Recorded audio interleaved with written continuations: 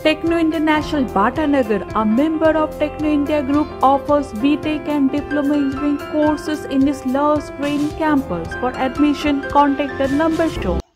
উস্তির খুনের ঘটনায় গ্রেপ্তার ৫। গতকাল রাতে উস্তি থানার অন্তর্গত উত্তর কুসুম হালদারহাট এলাকায় পৈতৃক সম্পত্তিজনিত বিবাদকে কেন্দ্র করে খুন হয় আনোয়ার হোসেন লস্কর, বয়স ৩৫।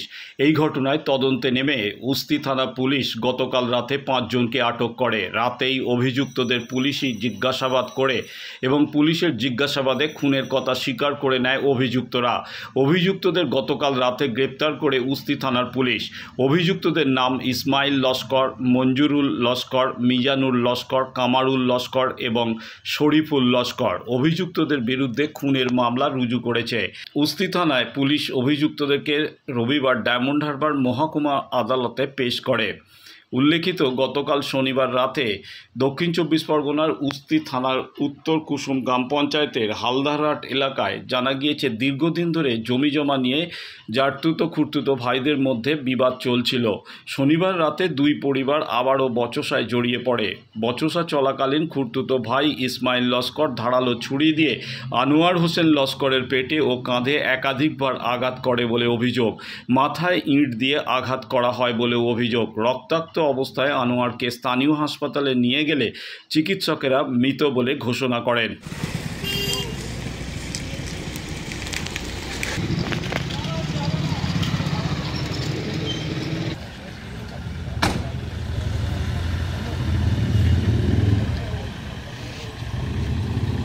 আছে मैंने बैग আছে হ্যাঁ দয়া করে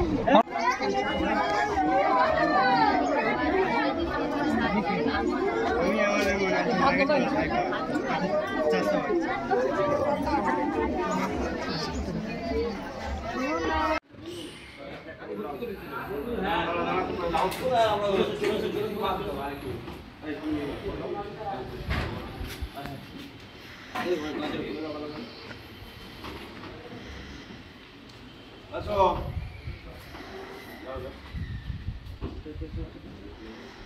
যাও দাদা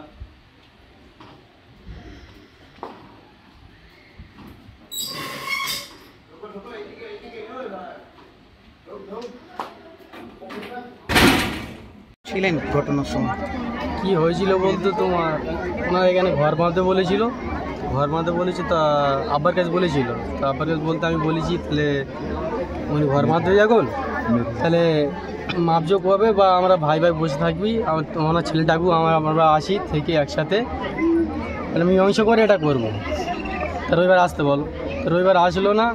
আমরা কলকাতায় 3 ভাই কাজ করি, কলকাতায় 3 ভাই চলে গেছি। মঙ্গলবার দিনে আবার ডেকে তোমার সাইকেল টেনে ফেলে দিয়েছে, মারধর করলো। তাহলে আমরা তো বলছে শনিবার আইলে সব কোটার কাটবো। আর সব চাষতো ভাইরা সব ওরা সব তো মোটামুটি চা বলবে, তাছাড়া চাষতো ভাইরা ওরাও মোটামুটি উঠে পড়ে লাগে। আগে থেকে প্ল্যান করে রেখেছিল।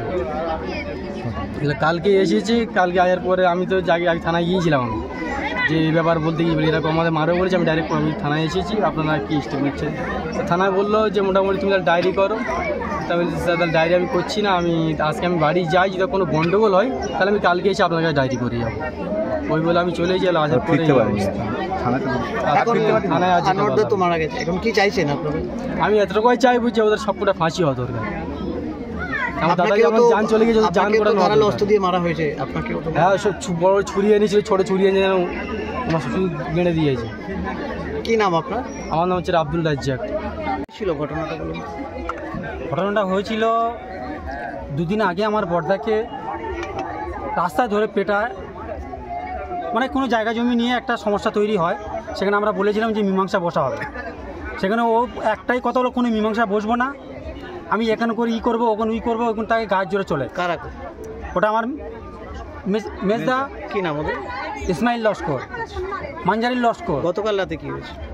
গতকাল হঠাৎ অলরেডি এই যে টেনশনটা, বর্দার মারার পরে ছেলেরা তখন কাজে থাকে, বারবার এইটা করে, আমারও মেরে যায়। আমার বর্দারও মারে, আমারও মারার পর তো ছেলেরা কাজে থাকে। হঠাৎ এসে ফোন করে ডেকেছে। ওরা যে ছুরি নিয়ে রেডি হয়েছিল আমরা স্বপ্নে বুঝতে পারিনি। পালিয়ে যখন ডাকতে যাও অলরেডি তখন ওখান থেকে বড় বড় ইট নিয়ে ছুঁড়ে মেরেছে। মারার পরে দুম করে পড়ে যায়, পড়ে যাওয়ার পর তার আবার ছুরি গাঁথা হয়েছে। আরেকটা যে ছেলে ছিল আমাকেও টাচ করে গিয়েছিল, ছুটে এইভাবে ঘুরিয়েছে, আমি এরকম হেলে গেছি, আমার একটা মেজো ভাইপো ছিল তাকে ধরে নিয়েছে, তাকে ধরে নিয়ে 4 বাপ বেটা এখনো কাটা আছে, অলরেডি পিঠের চালে পুরো ফেলে দিয়েছে। কারা করলো তাদের নামগুলো কি? ইসমাইল লস্কর, মিজানুল লস্কর, সবরিল লস্কর, কামারুল লস্কর। মেন গোড়া হচ্ছে অলরেডি কামারুল লস্কর। এই যে ঝোঝা ফেদাবার মার্ডার করার মালিক হচ্ছে কামারুল লস্কর। ওর বাপটা যে ছুরি মেরেছে ওকে সাজিয়ে নিয়ে আসা হয়েছে মার্ডার করার জন্য। আমরা হঠাৎ করে বুঝতে পারিনি যে এই পরিস্থিতি তৈরি করবে। আমরা যে এত বড় ইট ছুটতে আমরা ছড়িছাড়া হয়ে গেছি। ওরা চার পাপড়ে যায় সব ছড়ি নিয়ে এসছে, মেয়েরা মহিলারা শুধু হিট ছুটছে। পুলিশ কাউকে গ্রেপ্তার করেছে এখনো পর্যন্ত? অলরেডি কাল রাতে দস্তুপুর থেকে 5টা আসামিকে গ্রেপ্তার করে নিয়েছে। এখন কি চাইছেন আপনারা? আমরা অলরেডি শাস্তি যাচ্ছি, অলরেডি 5 জনকে 5 জনের ফাঁসি শিক্ষা পাবে। আমার নাম ইসমাইল লস্কর। আমি আমার ছোট চাচা।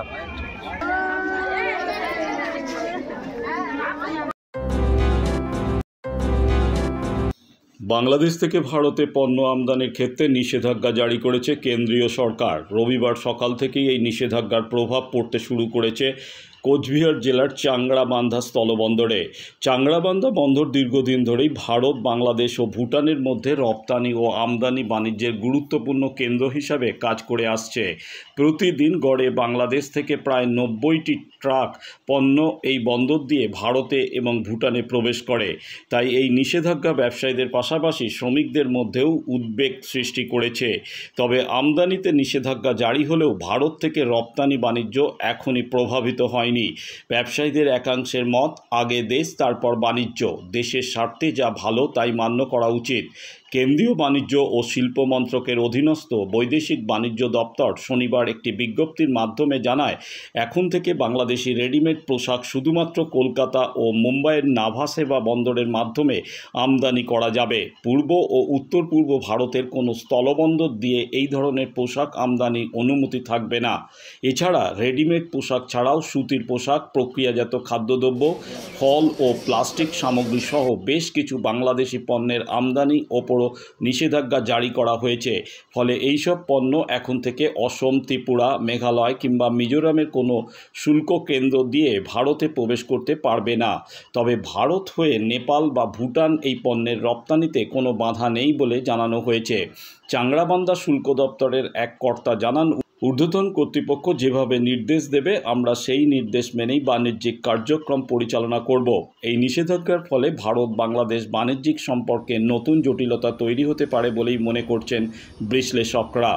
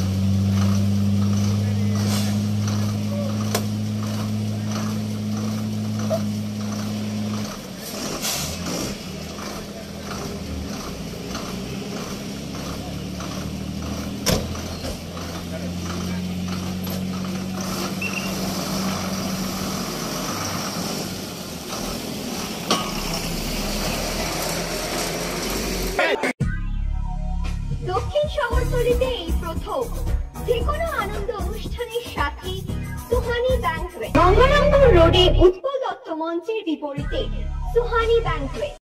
Institute of Technology, Kolkata, conducting AICT recognized and university affiliated MBA Engineering and Polytechnic program. Padma Shri Dr. K. L. Chopra, ex-director of IIT Kharagpur, and faculties from IIM, IIT, NIT, Calcutta and Jadavpur University are teaching. 20 acres campus with hostel and canteen facility, library, book bank facility, language lab, Wi-Fi campus, sports complex, gymnasium and swimming pool. Strong association with 50 companies for best training and placement. For detail, visit BBIT. আধুনিক জগতে বিজ্ঞাপনের একমাত্র হাতিয়ার flakes. দক্ষিণ শহরতলিতে এই প্রথম অত্যাধুনিক flakes printing করা হচ্ছে মহাশতলা পুরাতন ডাকঘরের মা তারা এন্টারপ্রাইজে।